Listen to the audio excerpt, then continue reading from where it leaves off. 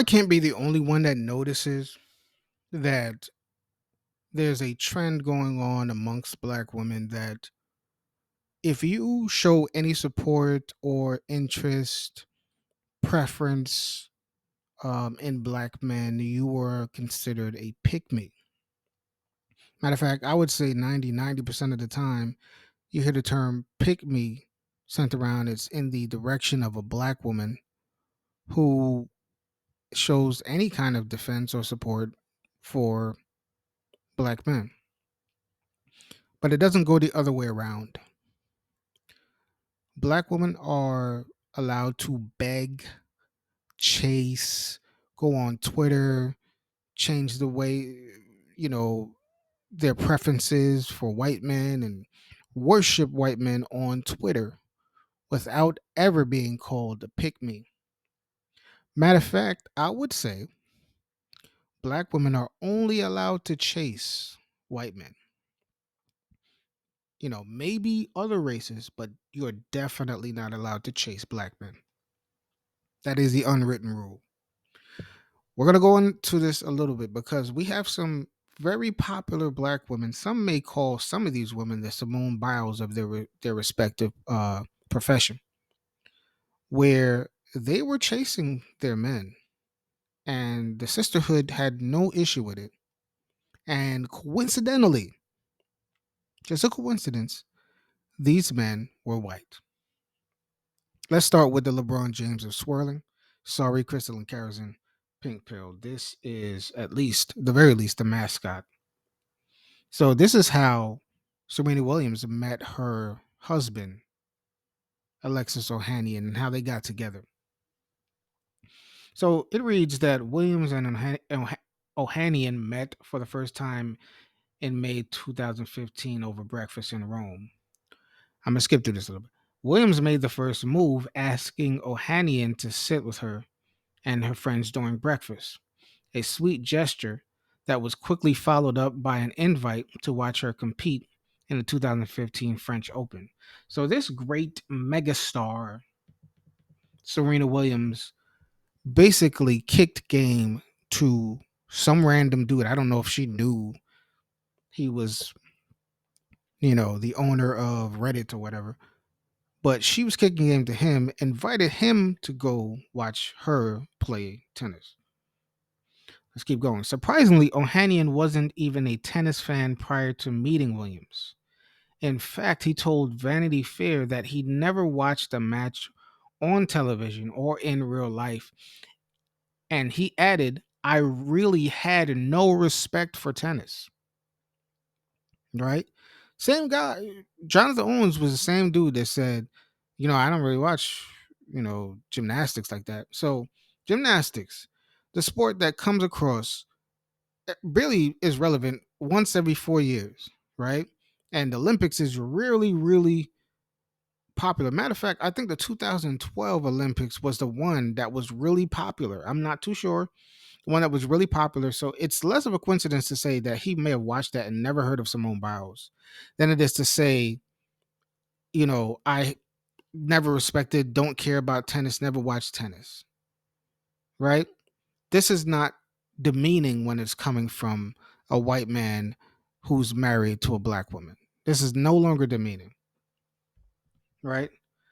Um, let's go down to some more details. So, uh, Williams, let's go to the date.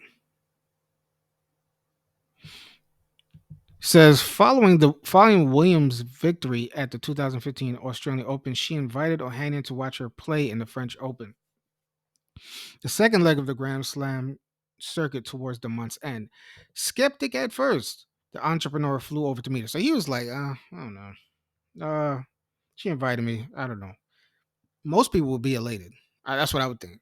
You give this, you tell Common, you tell Drake, come watch me play the US Open. They're on a plane immediately. This dude was like, Serena Williams, whatever, right? Before the tournament commenced, which Williams would ultimately win, the two traveled around Paris together, she told Vanity Fair. They visited the Eiffel Tower, a zoo called the La Menagerie, in the Jardin des Plantes and more. So she invited him out. Maybe I'm putting words into this. She at least invited him to Paris, and then they went out. Sounds like she took him out. Sounds like she kicked game to this Reddit nobody and took him on a date. Maybe it's just me. Maybe it's just me. Let's keep going. Tika Sumpter now, right? Um, if Sumpter and James' first glimpse of each other on the set of The Haves and the Haves Nots wasn't love at first sight, there was definitely instant attraction, at least on Sumpter's part. I remember seeing him and thinking, okay, he's cute. The South Side With You star revealed to rolling out in July 2021. It took James a while to pick up on her interest, right? However, despite her best efforts, we saw each other a few more times and I realized, okay, it's more than just cute. I kind of like him. Sumter revealed. I tried flirting and giving him signals, but he just didn't get it. Eventually, she had to take a more direct approach. Finally, one of his friends had to tell him, yo, she likes you. She recalled. He was clueless, and to be honest, I was running out of ways to show him. So she was desperate for this dude. And this guy, Nicholas James, is a absolute nobody. He had a role on a show. I think his last role was as a ABC man. Um, and he's unemployed to this day. Got her pregnant, then got married to her, and he's unemployed to this day. She's taking care of him. If you don't know Tika Sumpter, she was in Sonic the Hedgehog too. Let's keep moving though. Real quick. So now with this case, we have Stacey Dash. Many of you know her from the movie Clueless. Let's see how what her husband said about their initial marriage. So it says in a new court filing, Marty, which is her husband, has asked the judge to grant a speedy annulment. In the court documents obtained by TMZ, Marty also makes several claims as to how the two came to be married.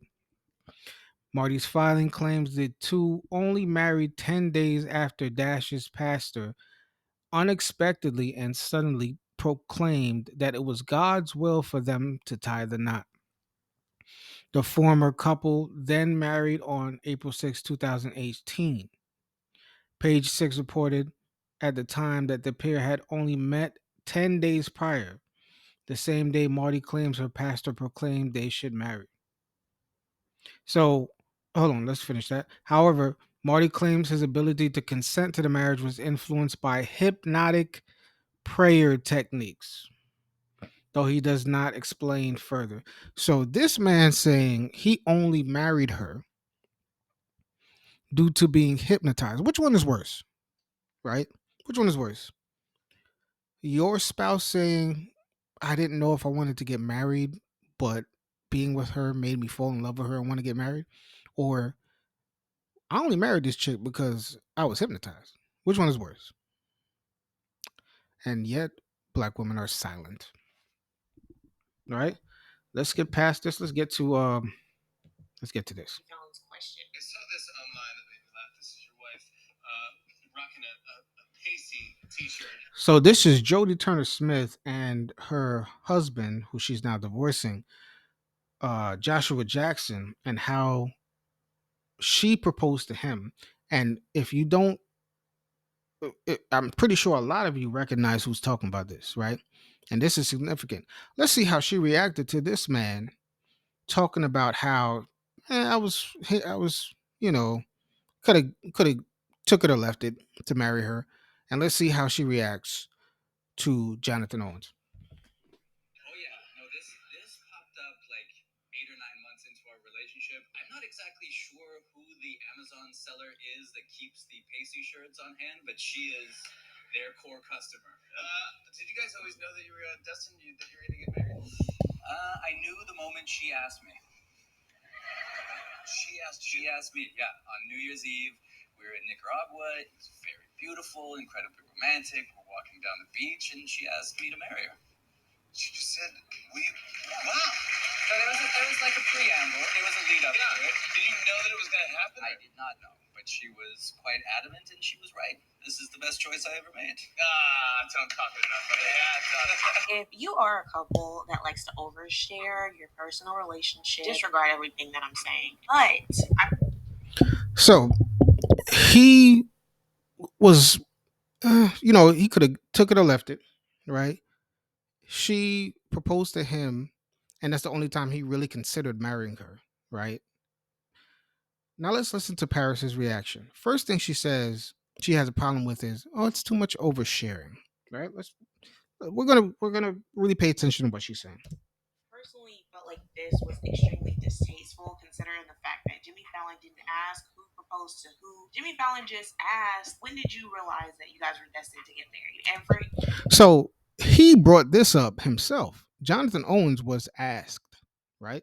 Let's continue. him to not only say he wasn't even really thinking about marriage, it was almost like he couldn't wait to share this information that she proposed to him. And he even posted this on Twitter. Thanks Jimmy Fallon for allowing me on to clear up misconceptions about my proposal. And I'm like, what misconceptions? There was never really much discussion about who proposed to who or anything like that. But I felt as though he overshared too much information, even if that is. So he followed up with a tweet to say, I want everybody to know she proposed to me. I was just chilling, right? This black woman was on a date with me. She was more interested in me than I was in her. To her, she wanted to spend the rest of her life with me. I didn't even think about it until she said that, until she proposed to me, right? I want everybody to know this, right? Talk about embarrassing your wife. What happened, considering the racial dynamics of their relationship and how people are always quick to jump on her when she mentions anything in relation to her husband, especially because he's white. I wish he would have been more mindful of how his comments was not even really going to backfire on him. It was always going to fall back on his wife. So no concern about that, no regard about that. And even if you notice, he mentioned how adamant she was. And him saying that people are going to view it as his wife begged him for this and that. He wasn't really trying to marry her. She wanted this all and that she likes him more. I also saw a tweet that Jodie Turner Smith made in response to the interview. And she was like, okay, what about the shrimp? So I'm not sure if she was implying that she was high when she proposed to him or whatever the case is. But a lot of people are not feeling this. They're pretty much clowning her. Okay. So she's concerned. She's protecting Jodie Smith Turner. She doesn't want the internet to come at her. She wishes it was more kept in the shadow about how he feels about her. She's more worried about the backlash on Jodie Smith Turner. Let's see how she reacts to the Johnathan Owens situation. Mr. Biles sees a nobody. And that's the honest truth. And that's not even Immediately, she's calling names. He's a nobody. Meanwhile, Joshua Jackson, he hasn't really been anything since Dawson's Creek, right? Okay. being shady or anything. Without his wife, nobody knows him. Nobody even knew his name. If you've seen him on the street, nobody would recognize him, but they're gonna recognize his wife. So he's been underachieving for a while. He's currently a safety for the Green Bay Packers. Going over his resume, talking about nobody knows him. Joshua Jackson also hasn't been really relevant. But she didn't go over Jonathan, or she didn't go over Joshua Jackson's resume though, right? Prior to that, he pretty much had like a dismal career. He peaked in high school and he was redshirt in college. So he was benched in. He's pretty much been benched a good portion of his, NFL career. And he's now looking at Simone as the retirement plan. She's the PPP loan. And this is what a lot of black males do. A lot of them are hypergamous while they're telling us that we need to. Now she went from this individual man, right? This individual man, his rap sheet, his uh, you know, resume, calling him names, calling him a loser, to it's all black men, or generalizing that it's black men. She didn't say anything about white men when she spoke about Joshua Jackson. but now it's all black men are hypergamous. Now I'm gonna skip past this a little bit. Bear with me because there's more to this. Let's see the difference between what issues she really has. Standard across the board. If you are saying that you shouldn't propose to no man, we need to stop saying, oh, especially white, because that kind of sounds like it's not as bad if you do it to a black man. No, it's bad all the freaking way around. I remember a couple months back, I was talking about Jodie Turner Smith oversharing in their relationship in an interview that she did. Again, her issue is knowing the dirt, right? White men can feel like their women are trash, right? White men can feel like the more melanated woman they're dating is trash, but just don't let the world know. When I first met my husband, which it was kind of, we had a one night stand. We were in a 2-3 year one night stand now. How fast did you like show your hand? It was like, You know what? I did not show my hand at all. First of all, I saw him before he saw me, and when I saw him, I was like, I want that. great. And then when he saw me, I was pretending like I didn't see it. So he had to yell across the room to me, and I was wearing this T-shirt that said Dawson's Creek. that said Pacey Street. No, I was wearing a T-shirt from a movie called Sorry to Bother You. Sorry to Bother You. And Tessa Thompson plays a character called Detroit, and she has this T-shirt that says "The future is female ejaculation." So that's the T-shirt I was wearing.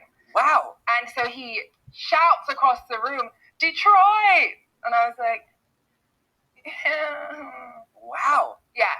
And then he comes over and he's like, hey, does this really cute, charming thing that he does. And just all night, he just basically followed me around the party. Well, it certainly seems to have been an effective ploy on your part. Oh yeah, I didn't let that thing go until about a month later. And then he realized, but he felt the energy. Do you know what I mean? He felt it. But if you just want to saw the comments on this video that I made of people. So basically, it was a booty call with Jodie Turner Smith, right? He saw her across the room. She had an interesting shirt on. She saw him first. She was more interested, right? He's smashed. And later on, she wanted to be with him so much that she wanted to lock him down for marriage. Mind you, this man wasn't, if I remember correctly, he wasn't even the star of Dawson's Creek, right? So that's why she said Pacey's Creek. So later on, she turns around and asks him to marry, and he was like, "Why the heck not?" Right? Let's go a little bit further into what happened with Pacey. Saying, Paris, you're reaching. You don't know what you're talking about. And now here we are today. You can either learn the hard way or you can learn from others' experience. And look where we are now. A lot of people are looking at Jodie like she trapped them. So not only were you some one night stand, but now you wanted to hurry up and rush into marriage with him, and then you got pregnant. This is what Pookie, but when people saw him kissing this woman, people thought that they were broken up. So not only does she have the embarrassment of people now knowing that she proposed to him, but even after his proposal, he was seen kissing some other woman per these photos, and that alone has to be devastating to her self-esteem. Like, he wasn't even making the initiative for marriage, and then on top of that, me showing. So all of this is about how she made Jodie Smith. He made Jodie Smith Turner looked. It's not about white men. It's not about white men being hypergamous. Even though all these white men, maybe not Jodie Smith Turner's husband, are hypergamous, right? They all married women who made more money than them, right? And this dude had the nerve to cheat on her. Speaking of Jodie Smith Turner, right? This man was just in it for the booty call. And that goes along with the theme of how white men see black women and how black women are pick-me's for them to the point where they'll accept it and still prefer them over every other man. Let's go into that. Actually, from the Dating Divide book. This is from the Medium Man's YouTube. Please like, comment, and subscribe for him. but he was the first person I could think of that went into this stat. got published in 2021. So, for every message black women respond to black men, they respond to white men more. So, basically, what that means, black women's relative likelihood of responding to non black versus black men. The bars depict the relative likelihood of responding to a message from non black men compared with black men among black women, adjusted for observed characteristics. The lines depict 95% coincidence intervals. Responding to black men is indicated by odds of 1.0%. Anything above 1.0 shows a greater relative probability of responding to a non-black dater than a black dater. Anything below. Okay, so you see the chart. You see that they respond to white men the most. They're more interested. And actually, if you read this, there's no negatives, right? The one is black men, meaning they're the bar. Every other group of men, Latino, which make less money than black men, by the way, they're more likely to respond to them. Now let's jump a little bit and let's see. Even though they respond to black white men more, let's see their from this book, The Dating Divide, PhD sociologist Jennifer Lundquist. Let's see their experience with white men, and let's see what white men think of black women. Women who actually did the survey. Black women also find themselves on the receiving end of assumptions about over-sexualization. Deborah, 26, noted that the messages she got from white men almost always foregrounded race. Like, oh, do you like white guys? Or like people calling me bi? Like, a food name. So chocolate, caramel, all this other stuff. Fair use. Just like, I'm actually a human. I'm not food. But they always feel like they have to come. They have to approach black women in that way. They don't treat you like a woman. They treat you like a black woman. And I love being a black woman. But don't treat me like I'm some alien version of what you're used to. Given that black women get very little interest from white men, experiences like Deborah's suggest that even that paltry interest may be driven by prurient interests. White men we interviewed confirmed the notion that black women were both highly sexual and unsuitable for lasting relationships. White men we interviewed confirmed the notion that black women were both highly sexual and unsuitable for lasting relationships. White men we interviewed confirmed the notion that black women were both highly sexual and unsuitable for lasting relationships. One said he had certainly heard the stereotype that black women are really promiscuous, and they want a lot of sex. Keisha, 29, described a white man saying as much to her directly. I remember this time with one guy. He was a white guy and he literally said, oh, you know, I don't want to date you for a long time. I just want to have a sex goddess. I'm really into white girls. Because he wanted to have sex. That's it. He just kept it simple and rough. These interactions harken back to the Jezebel, or the controlling innate of the sexually aggressive black woman that served as a pivotal rationale for the exclusion of black women from the bounds of respectable femininity during slavery and Jim Crow and, shamefully, into the present. So, this is what white men think about black women, right? Um, right. So this also goes into how many women prefer white men, and they attribute even different, with regardless of physical attributes, education, lifestyles, or compatibility, right? So they prefer white men. They'll worship white men. They did a white man, what was it called?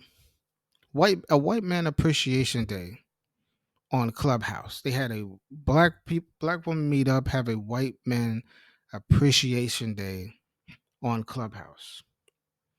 So when they're talking about, you know, being respected and embarrassing, his wife Johnathan Owens embarrassing Simone Biles, and who's the chaser, and he's not interested in it. You don't have these issues when it comes to white men. You will accept anything from a white man, regardless of what he wants to give you or not to give you. So that's the reality of it. So let's make this known. It's not about what Jonathan Owens said. It's that black women are only allowed to chase white men. Thank you for watching. I hope the video wasn't too long. Please like, comment, and subscribe. Share the video on Twitter, and let's get this conversation started. All right, peace.